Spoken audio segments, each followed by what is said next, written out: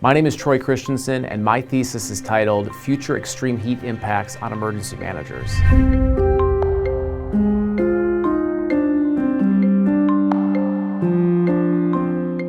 You know, a lot of people think about natural disasters all the time, and they think about the big ones that come up, hurricanes, floods, tornadoes, earthquakes. And most people are pretty surprised to find that the deadliest natural disaster is actually extreme heat. Extreme heat kills more people in the United States than any other natural hazard, and that's about 1,200 people per year according to the Centers for Disease Control. So my thesis really explores the threat of extreme heat. It's a somewhat unconventional threat because really it impacts the edges of society. It is the elderly, it is the unhoused, it is people that work in agriculture, it is people that are outside quite a bit. And a lot of these fatalities are happening not just in hot locations across the United States, but really across the entire country. So my thesis asks the question, what are the potential future impacts on emergency managers specifically when it comes to extreme heat? And I did this in a couple of ways. I looked at 4 major metropolitan areas across the United States because they all have extreme heat impacts to some degree. However, those impacts are all different. So I explored this phenomenon in Seattle, in Phoenix, in Chicago, and Atlanta. 4 very different cities, 4 very different climates, but all have had large extreme heat events in the past couple of years, in the past decades, that have resulted in losses of life. I also looked at the future component, so not the extreme heat that's happening right now, even though we've seen some of the hottest years in recorded history, but it's actually going to be the extreme heat impacts as the climate continues to change. So what will those impacts look like 5 years from now, 10 years from now, even towards the end of the century? So I really took a deep dive into looking at how this will impact emergency managers specifically, and I did that by using FEMA's lifelines. FEMA lifelines are really those critical pieces of society that need to continue to function for us to have a functioning society. And one of the priorities for emergency managers as they recover from disasters, these are things like wastewater, water treatment, power, fuel, having medical facilities that are open. And I look at each one of these cities in the future to see where those big impacts are when it comes to extreme heat. I did have some major takeaways from this. There are some very big differences across the entire country. For example, in the Chicago area, there actually is a statistical increase in major flooding events immediately following extreme heat, which was unique to the Midwest. But in Seattle, for example, the risk of wildfire is much, much higher because the extreme heat dries out some of the vegetation, and those fires can continue to build and become more frequent.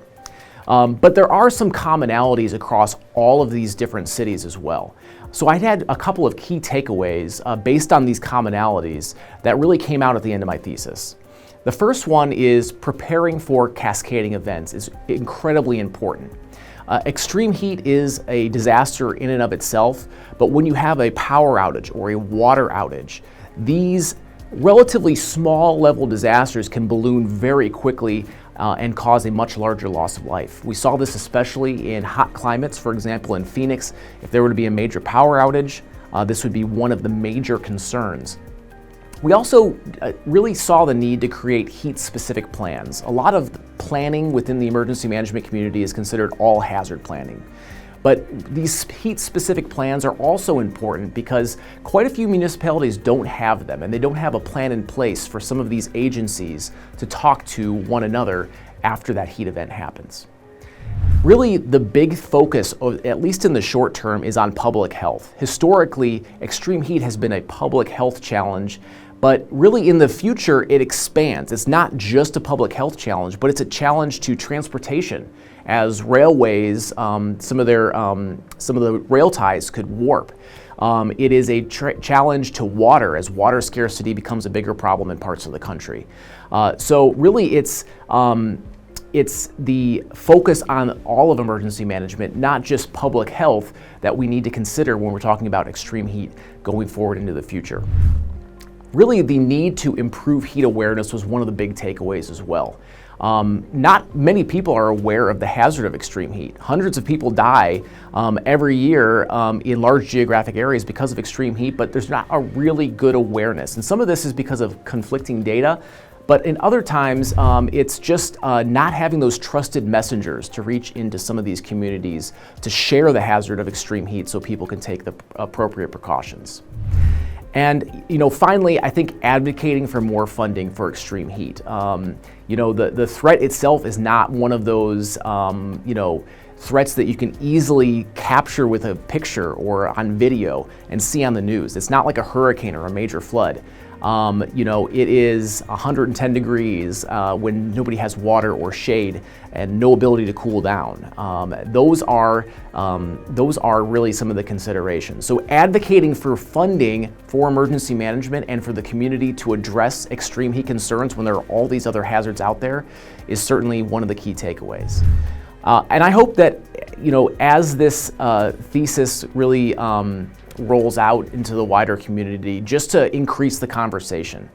So many people in my cohort were really unaware of the overall impact that extreme heat has on so many lives in this country and also across the world. So really one of the goals is just increasing awareness on the threat of extreme heat. We talk about hurricanes and tornadoes and floods all the time, but we really don't talk about extreme heat that much. So increasing the awareness in the wider homeland security community is really important to saving lives in the future. Thank you.